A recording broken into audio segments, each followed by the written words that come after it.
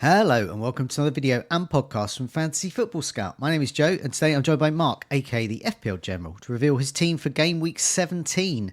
We'll also look at his Game Week 16 score so far and look at replacements for Wolves assets, some of which are definitely suspended and another may also face a ban, we think. But at the time of recording that hasn't happened, but I've seen some of the video footage and I'd be very surprised if he's not banned at some point. Welcome, Mark. How are you? I'm very well, Joe. Good to be back for another video. One more game to go Monday night. I've still got Jared Bowen to play. So Yeah. Game week's been okay, which we'll talk about. A Yeah. couple of frustrating moments, of course, and we'll talk about what transfers are made, etc., etc. But Yeah. you need to stay well away from Cunha in case he tries to grab those glasses from you. Yeah, I think he will. Yeah, he'll attack me. Okay, yeah. What we do is we'll look back at Game Week 16 so far, and as you said, you got another player to go. We'll also look at some of those replacements for Ait Nouri, who's definitely suspended. And I don't know about you, but ever since he's been in my team, he's been an absolute disgrace. He's at best he's got me 0 points, and he went one better this week, got me minus points. And it was even after the final whistle. What a git. Please do subscribe, keep updated with our latest videos on YouTube, and also do subscribe wherever you receive your podcasts as well. We will also look at Cunha replacements just in case he gets a ban, which is going to happen at some point, but it may not happen before this weekend, but you would assume it might. Okay, let's have a look at Game Week 16 so far. So you're on a red arrow, but it's a very small red arrow because you're 25k. I think you were 20 or 19k last week. Yeah, I've gone from 19k to 25k with Jared Bowen to play. Yeah. So just going back to the transfers, I was, as always, very undecided last week when it got to Friday. I was very close to just rolling to 4 free transfers, which at the moment would have been the right thing to do because Bruno Fernandes was sold. Jared Bowen came in, so we still got the chance to hopefully match Bruno Fernandes or just get me something. I'd be quite happy just with any attack and return from Bowen, because I used the Bruno Fernandes downgrade to get rid of Flecken for Alisson, which was perfectly timed for a Robertson red card and an Alisson 1-pointer. Yes. But long term, I'm hoping that the premium goalkeeper will serve me well. Another tricky fixture for Alisson against Tottenham coming up. So I could have waited on the Liverpool guys, but I went after the clean sheet against Fulham and on a different day, might have got that. Double Arsenal defence came good. Gabriel and Saliba. Ait Nouri we won't talk about. I think I've had him for 4 game weeks. 0-0. 004 -2, I think is his phone number these days, and he's definitely been dialed out this week. Salah with 5, Saka blanked, Bowen to go. And Mbumo's been a hero for me. I watched loads of people sell him over the last couple of weeks, and couple of different reasons. I was close to selling them myself. I talked about it on a few videos, but sold Bruno instead for a better cash cow, and that Mbumo goal. It was probably going to be a not a great game week for me without the Mbumo goal and the bonus point. So that was the highlight so far. Palmer blanked. Most people went there anyway, and the likes of Saka and Salah didn't do too much. Haaland did nothing. Cunha with his 9-pointer. Probably going to have to lose him now, which is frustrating. And the Chris Wood one was the most tilting of all. I was in the pub in London, FPL meetup, and I think I might have been the only person there with a Chris Wood. It was Chris Wood in my team, and I was jumping around, and then Ed managed to get a video of my reaction when the VAR finally came through, which I hope will never get shared on social media because I was not a happy bunny. And then Mikalenko, last week you need all 3 subs. And you don't get anything. And this week, you don't need any subs. And Mikalenko's stuck there with 7. But another steady game week. And like I said, Matt, I've got high hopes for Bowen on Monday night.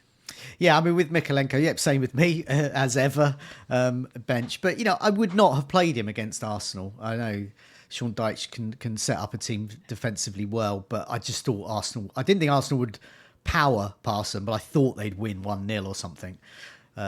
Or maybe 2-0 at best. But yeah, so that's frustrating. But I like you, I can't kick myself for that. Ait Nouri is. I'll explain on my video this week. I've already removed Ait Nouri.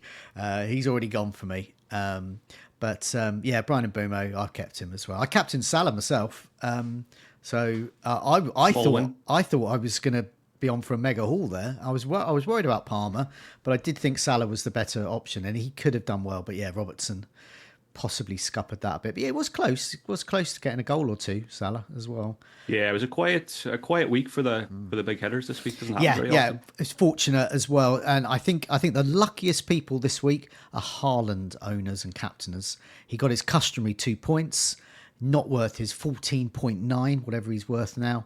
Meanwhile, Salah, Saka, or Palmer did not go off. If any of them Yeah, had, they'd have been in trouble, because if they've got Haaland, they won't have all three, and they might have missed out on whichever one of those went big. All three of them could have done, conceivably. And yeah, I share your pain with Chris Wood, but I don't mind. We got Chris Wood. People are still not owning him, bizarrely. Seen as that big lump from Burnley, big New Zealand guy. Again, I was watching that game, and as soon as the ball went wide, I think it was Alanga. Yeah. I just knew what was happening. You just know he's going to be on the end of it. Yeah. And if the ball's good enough, he's going to score. Yeah. So frustrating to lose that one, but encouraging all the same to see him do that. Okay. So what's your initial thoughts there? So I would imagine Ait-Nouri, I mean, even if he hadn't got suspended, he's got to go anyway. So you're probably looking at that. You've got 2 free transfers this week. And Cunha, we're going to hear at some point, and it could be before the weekend, that he's got a ban, because I've seen the footage. There's no way out of it. He's going to get at least 5 games, I would imagine. Yeah, Cunha's definitely in trouble, and it's going to be a sale, whether it's this week or the week after, you would imagine. But I think looking at my team, the Wolves guys are definitely the weak links now. You've got the suspended Ait Nouri and an impending ban likely for Cunha. So it'll be one of those rare ones where my decisions are, I'm probably, it makes my decisions easier, which I kind of welcome, because I've been struggling with transfers over the last couple of weeks and might have shot myself in the foot by getting rid of Bruno. So if I'm forced to just sell 2 Wolves players for 2 replacements, then I'll be quite content with that. It's not ideal using up the 2 free transfers to do it, but at least I've got the 2 frees. So yeah, we'll see what happens with Cunha, but Ait Nouri will definitely go. It's either probably Ait Nouri and roll a transfer if Cunha's okay, or just sell both. Okay, and how much money have you got in the bank as well? Have you got? I need to double check that. I don't think I've got any, maybe 0.2. Okay, that's fine. Yeah, just checking. 'Cause some people have got I've seen some people going, oh yeah, no problem. I've just got Isak in for Cunha. I was thinking, they got some money in the bank. Or Ait-Nouri doesn't bother me. I'll get Trent in instead. But you're not one of you're not in that 0.2. camp. Nothing. Okay. No. Right, yeah. Okay, well, let's have a look at the fixtures before we look at some of those potential replacements for those players there. The festive fixtures, once again, we're down to 4 left. So this is a nice fixture block of 4, nice and easy to understand. Chelsea are top. They've got Everton, Fulham, Ipswich and Crystal Palace. They're good for, I think they're good for the defensive. Okay for defensive. They still got Sanchez in goal, but who incidentally did pull off a great save at the weekend. But his distribution still in question. Southampton, new manager, interim manager.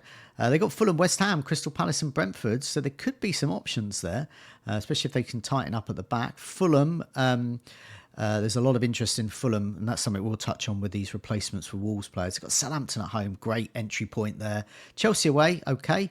Bournemouth at home, Ipswich at home. 4 home fixtures against good home fixtures there. And, we've seen what they did to Liverpool as well, albeit with 10 men. So Chelsea won't fill them with fear. Arsenal still strong. Crystal Palace, Ipswich, Brentford and Brighton.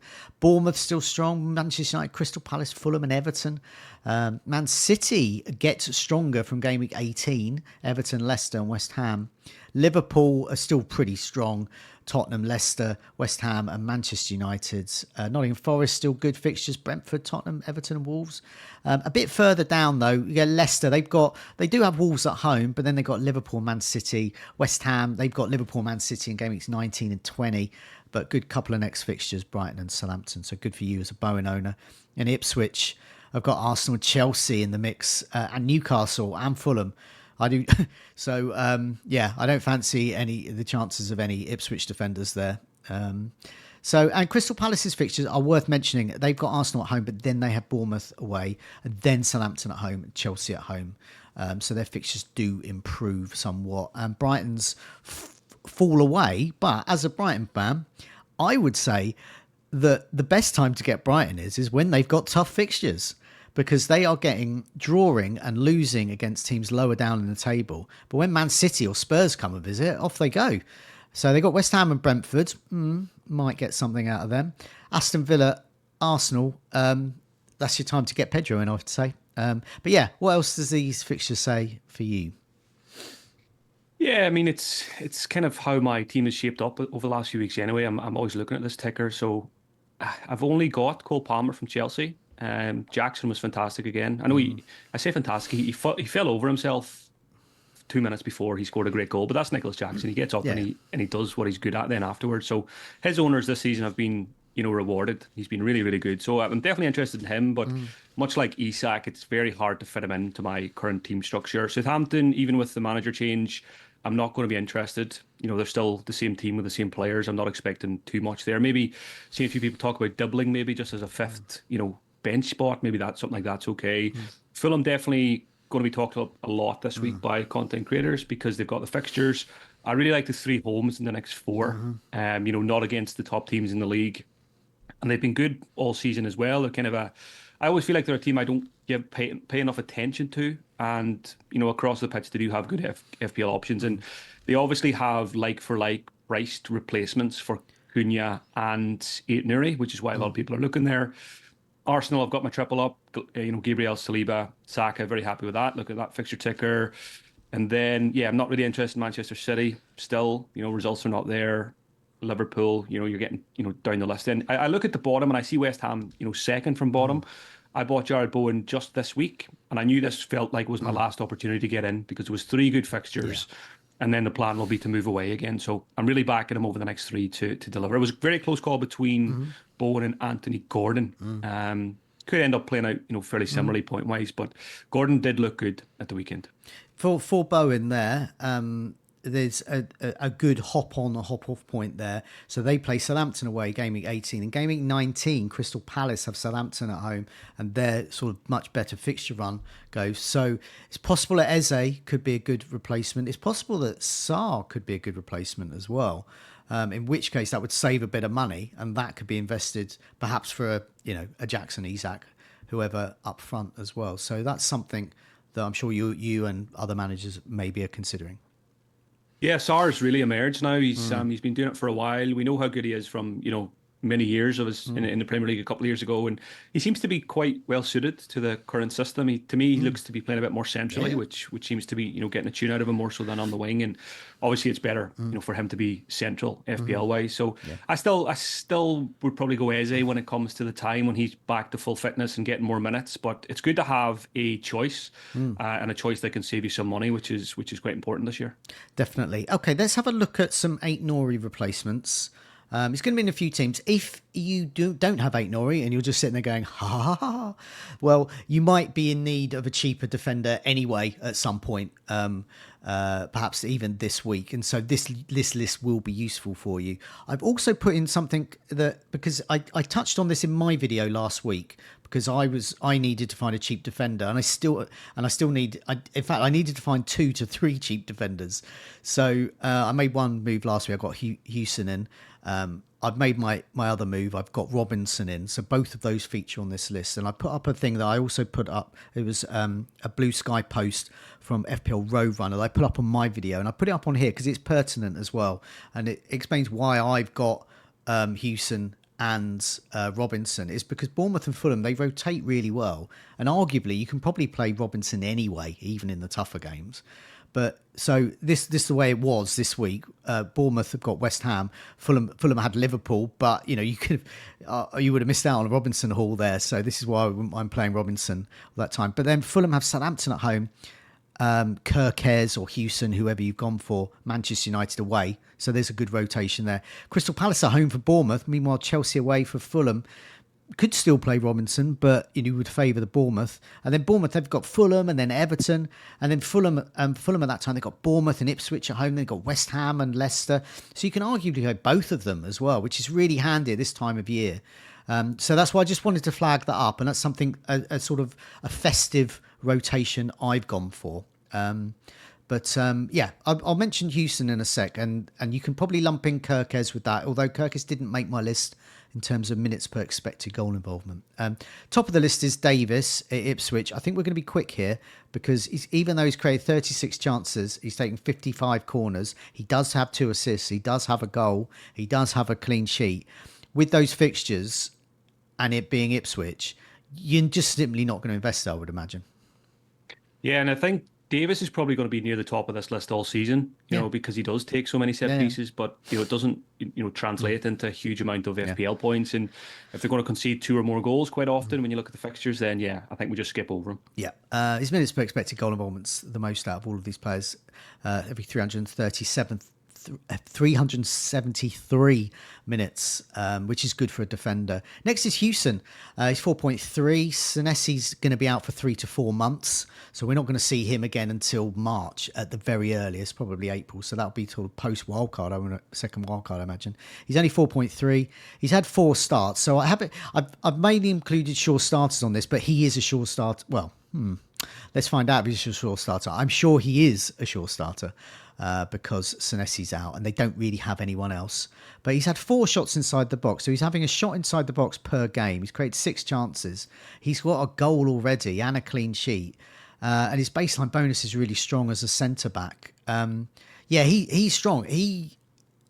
If you're just looking to save some money as well, he just looks potentially very, very good value.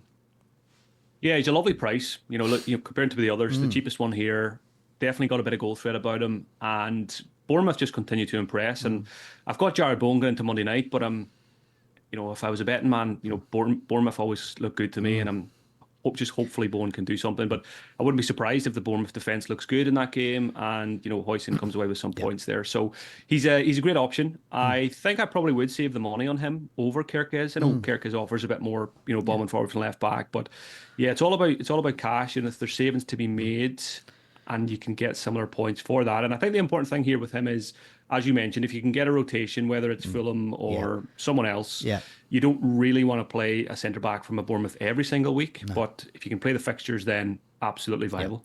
Yeah, people will say, oh, what about Kerkez? As I said, he didn't make the list in terms of minutes per expected goal involvement. Yes, he has got a couple of assists, I think.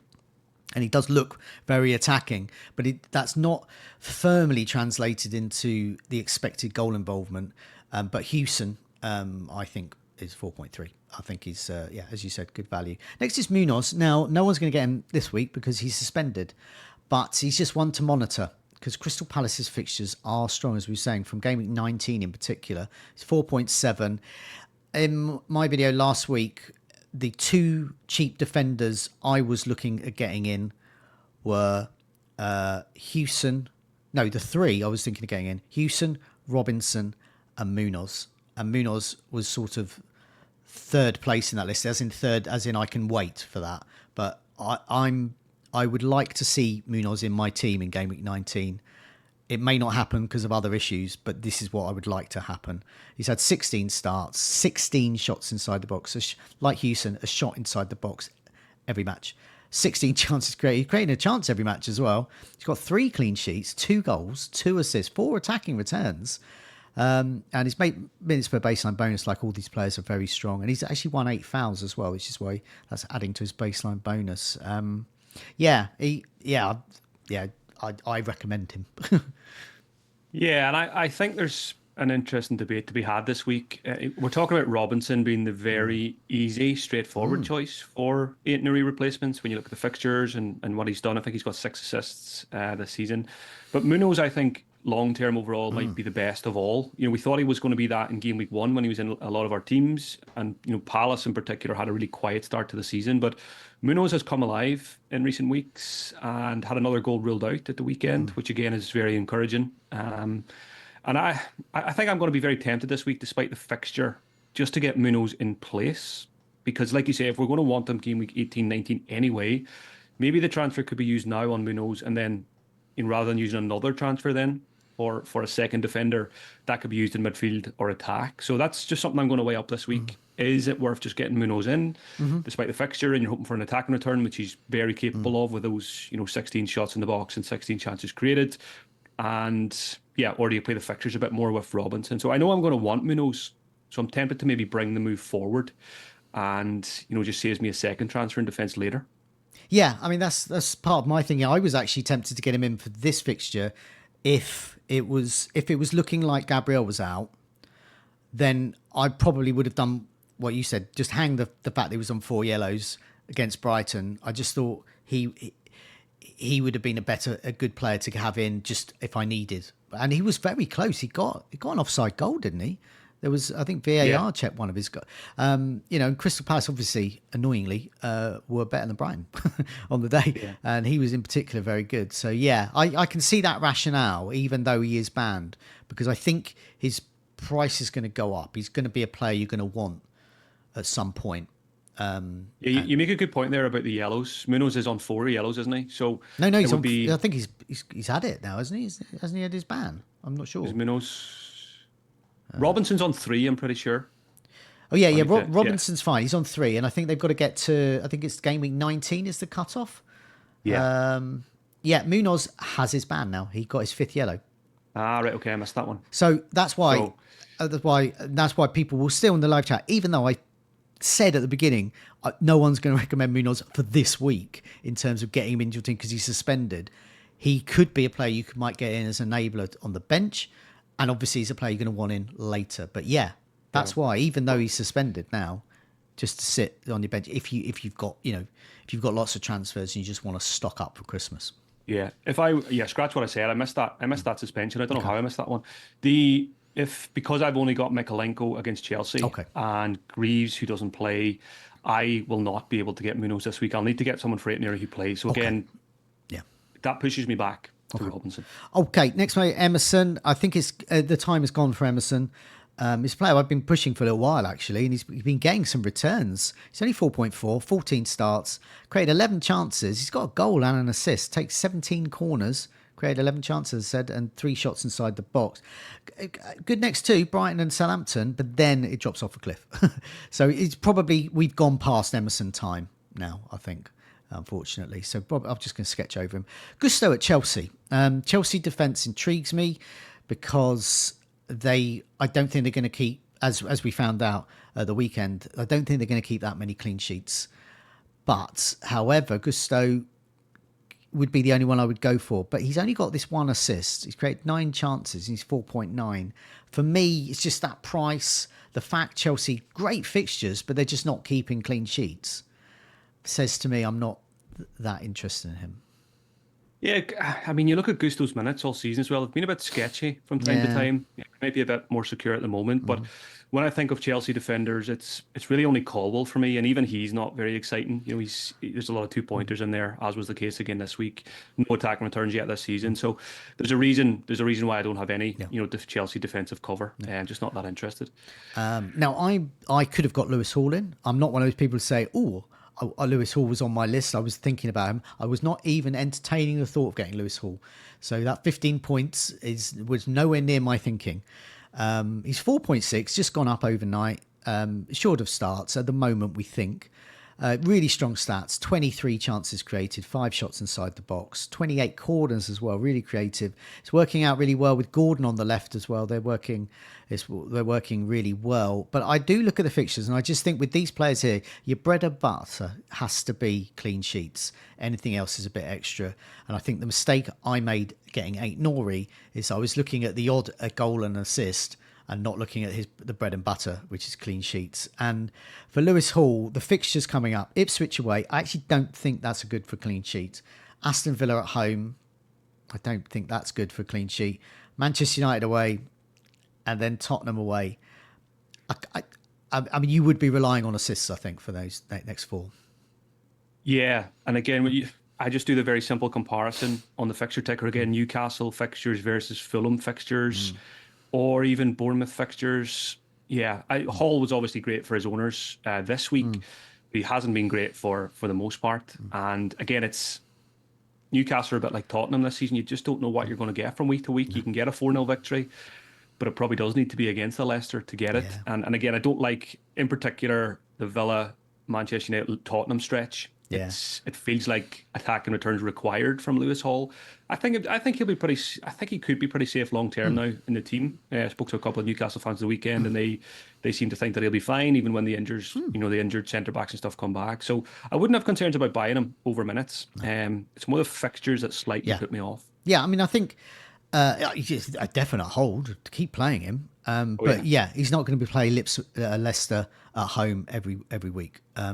So that was the time to get him in.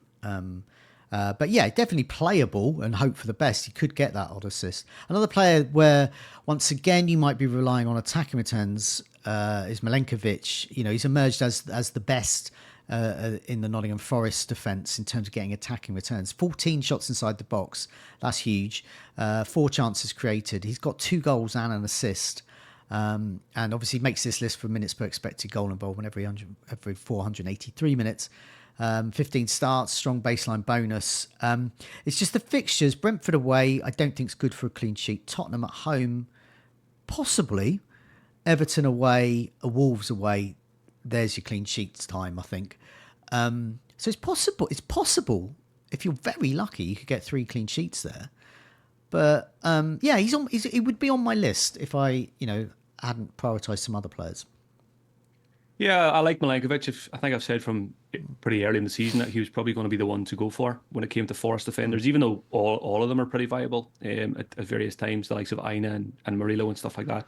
When I think of players like Milenkovic and I go back to Colwill, yeah, maybe even Huijsen at Bournemouth, centre backs from teams that are not, top 5, top 6. Well, I say that Forest are top 5, top 6 this season, but priced as a player from a team probably more mid-table. It's rotation is what comes into my mind. I don't really want to play a Milenkovic every single week. Same with Colwill probably. And if you can get it, we talked about Robinson and Wolves earlier. If you can have a look at Milenkovic and Forest and see who they match up well with, maybe you already have somebody that matches up well with Forest in terms of fixtures, then I do really like him as an option, but only when the fixtures, match up. Yeah. Next one is Robinson. He is the player I got in last night. So when I highlighted on Saturday night, as soon as Ait-Nouri got his suspension, I posted on Blue Sky Ait-Nouri to Robinson locked in, and that proved the case. So yeah, I really like for these assists and also the clean sheets. Fulham are just really impressive. You said it earlier; they're just a very impressive side that we're somehow sort of not prioritising. With Southampton at home next, a great entry point, and Bournemouth and Ipswich as well at home in the next 4 is great. He's in the top 10 for defenders as well, and he's only 4.8. He's got created 17 chances. He looked amazing against Liverpool, and he kept Salah at bay for a lot of that match, and he's got 6 assists. That's huge for a 4.8 defender. So yeah, he's just gone up in price. Minutes per baseline bonus is every 5.8, just sheerly on attacking returns as well, and he's got a couple of clean sheets. Yeah, I mean, yeah, just get him in. Yeah, it is. You go through all of these players and everything just comes back to Robinson, doesn't it? There's definitely going to be a massive bandwagon this week. Yeah. And there already is. A lot of people have moved early, and I'm sure I'd probably go there, but I will just probably wait now at this point till later in the week, just in case anything happens to other players in the cup matches or anything like that. But Robinson, for me, what's always very important is when I sit down and watch a player, watch a team, do I really enjoy it? And Robinson's fantastic. I think he's a really good player. And 6 assists is a lot of assists at this point for a left back. Yeah. I'm not going to say it's sustainable, but he can definitely get a few more. Yeah. He can definitely get to 10, maybe even 10 plus for the season. Probably not going to get too many goals. He's not that kind of player, but he's fantastic. His pace is superb. He's powerful, and he's got good final product, and he's got good target men like Raul to aim for. So maybe that'll bring us to the striker soon, but maybe the double up, getting Robinson and Raul and hoping you get the goal assist combo might be the way to go. Could be. Well, let's have a look at Cunha replacements there. And just to round off there, I just wanted to say, even though I recommend Robinson there, I recommend a lot of these players. I think there's this season there's a hell of a lot of choice in quite promising under 5, sub 5 million defenders. And I think they'll get, like as Hall showed this week, they're capable of really strong hauls, but also just ticking over quite nicely with some clean sheets, which is what you want. Potential Cunha replacements. If for some reason, I mean, it's all going to be depending on the speed of the disciplinary process. By the time you watch this, that may have already happened. It could be that they're going to be investigating Wolves as a whole, as in like losing control of the team. That may take longer. It could be that they're specifically on Cunha. It could be, I don't know. I mean, you would assume that if that's fairly speedy, he's not going to play this weekend and he's going to be out. But it's going to happen at some point. So it's something we need to consider. So I've done a list of replacements. Minutes per expected goal involvement is what I've sorted it by, and they have to have at least an attacking return over this time. And they're all under, I think he's 7.1. I think the highest I've gone up to is 7.2. So all should be affordable for most people. So top of the list is Rissa. It's just the Brentford fixtures really. He's 6.2. He's always top of this list because he's got great minutes per expected goal involvement. He's scored 9 goals and assists, 10 attacking returns for 6.2. But people are getting rid of Brian and Bomo. They're certainly possibly thinking of getting rid of Rissa or certainly not going there. But nevertheless, Nottingham Forest at home, Brighton away, Arsenal at home, and Southampton away. I actually think these are really good fixtures for Wissa. Yeah, I really like Wissa as well. I always think, him and Brennan Bumo, basically, they're like a pair, a double act, who act in tandem very well together, good understanding. And if one gets points, very often the other's not too far away from it either. So Wissa's probably one of those that will, because we've got so many forwards to choose from, that he'll get overlooked for most of the season. His ownership will never get crazy high. But if you've got him, you've got a player that you can be confident that can get you goals in any fixture. He's top of this list in terms of minutes per expected goal involvement. So it's never a terrible idea to have a Brentford attacker, just the way they play. Yeah, I mean, both you and I have Brian and Bomo. There's a lot of people more people without Brian and Bomo now. And I do think Wissa is quite a good alternative for Cunha. It's just a steady source of points. And the fixtures are really good for attacking point of view. It's only that Arsenal game, but it is at home. Okay, next player is Jimenez. You hinted, obviously, we're looking for Fulham when we were talking about Robinson for Ait-Nouri. Jimenez, this will probably be where I'll go. I've got a 0.6 in the bank, so I can go up to about 7.2 or something. So Jimenez is good for me because it gives me an extra million or so, $1.5 million actually, to play with for the rest of my team. And he has got great fixtures, starting with Southampton at home. The thing I like about Jimenez is that I don't mind if he's benched, because the way it works with Fulham, whichever one's benched has still got the chance of attacking returns later on. It's when they're benched every week, that's a problem, like Muniz is being. But Jimenez starting, coming off 75 minutes, or if Muniz starts and Jimenez comes on with 30 minutes or so to go, I don't mind. 63 points he's got. That's really huge for a 5.5. I had to double check his spot. I couldn't believe he was that cheap still. 2 assists, 5 goals, 7 attacking returns, and 15 shots on target, 29 shots inside the box, which is more than any other player on this list. He's my top choice, I think. Yeah, to be honest, the price caught me by surprise there as well. I haven't looked at Jimenez for a while because I've been saying don't like the 70-minute substitutions. There's other options, but when you're restricted by funds, if I need to sell Cunha, I can go to 7 million. Yeah. If I get Robinson in defence, I'll have 7 million for a replacement. Yeah. And when I look at every player on this list, when I look at their price only, Jimenez is the one that really attracts me the most, because I straight away think there's 1.5 million that goes into my bank account for future transfers. We know the fixtures are good. I think for a 4-game week spell, when the fixtures are that good, I'm quite happy to get even if it was 370s and a 25. I think he can be productive in that time. And again, I think if you're getting Robinson, who's he swinging the ball in for 75 minutes? It is Jimenez. So you're hoping to kind of double down with your goal and assist there. I like him a lot. Yeah. And he's definitely near the top of my list, mainly because of 2 things, the fixtures and the price. Yeah, and he's on penalties as well. Yeah. So, although it can get a bit murky with Fulham, Pereira sometimes, but he's in the mix. Avin Nilsson for Bournemouth. He'd be my second choice, actually, 6.1. I don't mind the fixtures. He's got Manchester United next and Crystal Palace at home, Fulham away, Everton at home. They're not as strong as Jimenez, but they're still quite strong. I don't personally have another Bournemouth attacker, just in defence. Had 4 assists, 4 goals. It's 8 attacking returns for 6.1. And created 11 chances as well. 27 shots inside the box. That's second only to Raul Jimenez. Another really strong. I've seen him. increasingly in people's teams, and I think that's a good move. Yeah, I'm going to be sitting down Monday night to watch my Jared Bowen brace, hopefully hat trick. One eye will be on that, and the other eye will be on another audition for Ivan Nielsen because I like him a lot. He looks great every time I see him. Bournemouth we can trust now FPL wise this season big time. And yeah, I like him a lot. 0.6 million more than Jimenez. It's not a massive amount, and it still leaves me with 1 million odd in the bank for the future. So I think he's right up there along with Jimenez as an option. Pedro ordinarily would be top of this list, but his minutes per expected goal involvement has dropped a bit, weirdly, and by playing as the number 9. It doesn't suit him. He needs to be supporting the striker. He plays better with a Welbeck.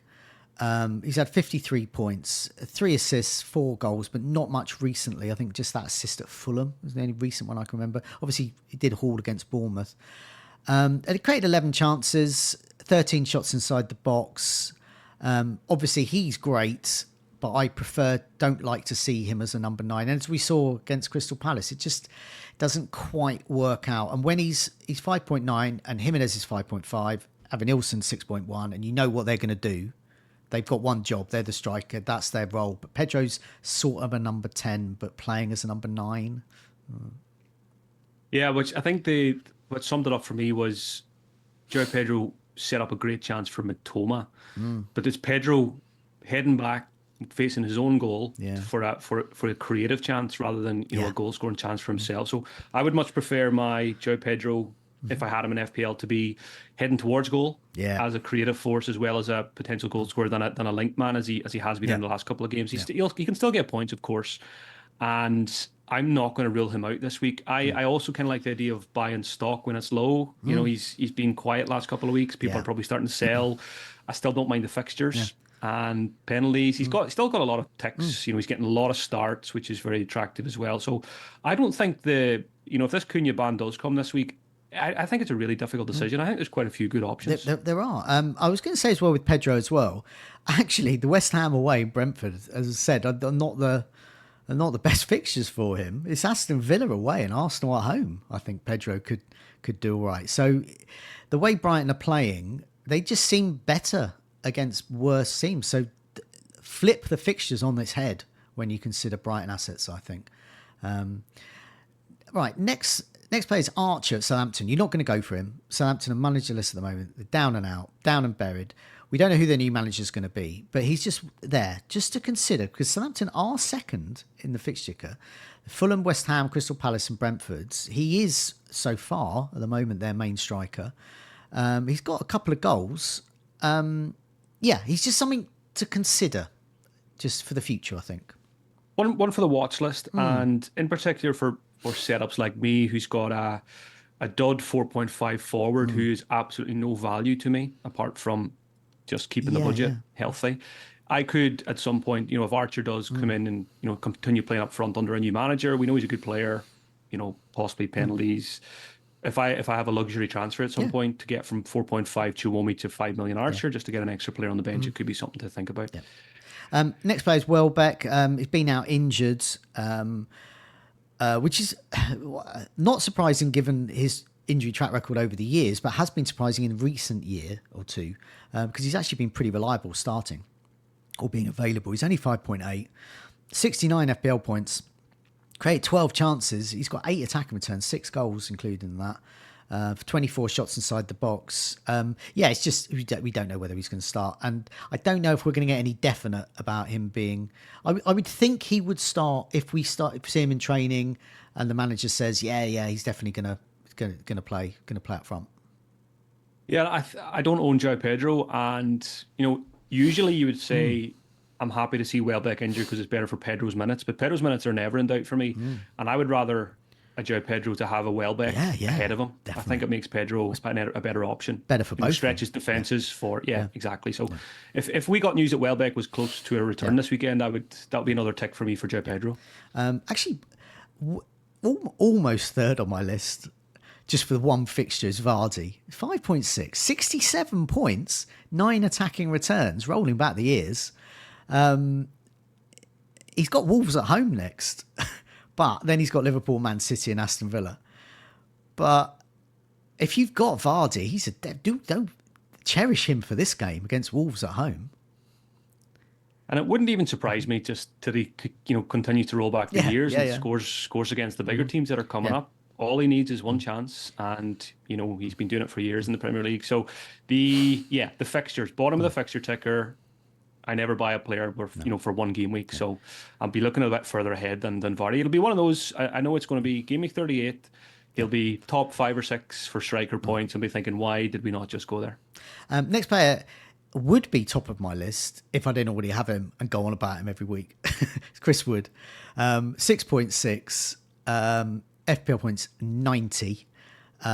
He's got 10 goals. He's just he is absolutely perfect for this. He is Ron Seal. Because he's that price. He's the striker who scores goals. And he definitely does. And he would be, if you don't own Chris Wood and you're looking for a replacement, don't look any further than Chris Wood. If you're looking for Cunha replacement, Chris Wood's your man. But he's already in our team. We already know that he's good. Yeah, join us. It's come join us. It was a frustrating weekend getting the ridiculous VAR decision go against us. But again, encouraging that he was there. Probably would have got a few bonus points, as he always does when he scores as well. Fixtures, Brentford away, they don't keep clean sheets. Tottenham don't keep clean sheets. Everton away, probably the trickiest of those 4. And then it's Wolves away. So, yeah, if you haven't had Wood all season, it's not too late to go there. Okay, Gakpo is next, 7.1. Part of me thinks I could get him. I've got about 7.2, 7.3 to play with. But it was just Jota coming back, so that muddies the water. We saw Diaz playing through the middle. But with Jota back, you would imagine he would get significant minutes as that number 9. Gakpo would then be sharing more minutes with Diaz, be less nailed on. I do like him, though. He's only got 43 points, but that reflects the number of starts he's had. He's only had 7 starts, but he has started a lot recently. His baseline bonus is very strong, actually. I think it's the best out of everyone on here. It's every 6.7 minutes. He created 13 chances, 4 attacking returns for that limited amount of starts. But that is the problem, isn't it? If Jota hadn't have come back and become possibly an option for us in midfield, even though we're not talking about midfielders, I would be very strongly tempted by Gakpo because he's a good player in a good team. Gakpo's one of those frustrating ones where kind of the way FPL is designed, it goes against him. He's such a good player. We'd all love to own him, but because there's loads of options at Liverpool, loads of rotation, and loads of players elsewhere who take penalties and play 90 minutes, or at least play more minutes than Gakpo does, we usually go elsewhere. And we also like having 3 Liverpool spots for other players and maybe even a spot for their manager in the next couple of months. So Gakpo, again, if I go Robinson, I'll be 0.1 short for this anyway. And I'm kind of glad because the less players I have to choose from, the easier. Yeah. So like with those Ait Nouri replacements, there's a hell of a lot of choice here. The last 2 names, I'll just quickly run through them because I don't think people go for them for fixtures. Delap, Ipswich, 5.6. He's got 6 goals, 1 assist. These are really good stats. So his return rate is almost up there with Jimenez, even though his minutes per expected goal involvement's not as strong. It's just I actually quite like the next fixture against Newcastle. I fancy him to score against Newcastle, but then Arsenal, Chelsea, and Fulham are trickier. So I don't think you'll go there. And similarly with Mateta, he's 7.2. So he's a bit more at the pricier end of this group of players, but 53 points. He's pretty nailed on to start, I would say. He might miss the odd game, but he's created 14 chances, 22 shots inside the box, 4 goals and an assist. Palace's fixtures are strong, but it's just that Arsenal game at home is probably not the entry point. And I don't even know if the Bournemouth away is the entry point. But it's that Southampton at home game week 19. So it's sort of part of that thought until then, I think. Yeah, we're all going to be looking at Palace players game week 19. It's Operation Target Southampton in full flow, regardless of the managerial change. Sarr is a Mateta. Let's come back to them in a couple of weeks' time. Yeah, great stuff. Okay, let's have a look at next week, see how you set up. And I've got a picture of Salah next to this here because Salah's your captain this time around. Do you want to run through your team and your thoughts, sort of summing up all the things we've just been talking about? Yeah, so 2 free transfers available, 0.2 in the bank. Captaincy, first of all, it's not a final decision yet. Salah away to Tottenham, Saka away to Palace, Palmer away to Everton. So the 3 big guns all have away fixtures. Bowen and Mbumo have, well, Bowen in particular, home to Brighton, I quite like. Mbumo home to Forest, maybe not as much. And then, yeah, Cunha's probably going to be out of the picture. So it probably will be one of the big guns, most likely Salah versus Palmer for me again. I don't love the Arsenal fixture. Again, I probably don't love the Everton away fixture either. So it probably will be Salah against the Tottenham team who are, without a lot of defenders and don't keep clean sheets anyway. Transfer wise, well, everything else, Alisson, Saliba, Gabriel's fine. Got the big 3 midfield. Bowen and Bimo's fine. Chris Wood against Brentford, and then it's my decisions are going to be made for me. But I think Cunha and Ait-Nouri will have to go with the 2 frees because I don't have a bench. Robinson, I think, is the obvious defensive pick, and then that leaves me 7 million to spend on Cunha. Might be 6.9 later in the week. I think it's very close between Jimenez, João Pedro, and even Nielsen. Yeah, yeah, I'd be similar. Yeah. I think it's really difficult to choose between those 3. They all offer a lot. They probably all have their little downsides as well, which we covered, throughout the video. If the deadline was in 5 minutes, it's probably bringing in 2 Fulham players. Yeah, I would as well. I think it's working out well targeting Southampton and Leicester. But Southampton will have a new manager. Leicester already have a new manager. Luckily, it's a former striker, and so he's a bit more focused on attack. So that's why Vardy is an option. Leicester defence becomes actually a worse option, I think. But yeah, there's plenty to choose from this week, and these suspensions could give us an opportunity to improve our sides a lot. Especially, we've got to do better than Ait-Nouri. Yeah, good luck with your decisions. Good luck with your move. We'll see you again next week. Will we? As it edges towards Christmas. I think we will. I think we will. It will be at some point. I'm not as sure. I haven't got the dates yet for all the videos that we're doing and the podcast, but we will be back, and we'll keep you updated for what's been happening with these moves and so on. Thanks a lot for your time. Take care. See you soon. Cheers all.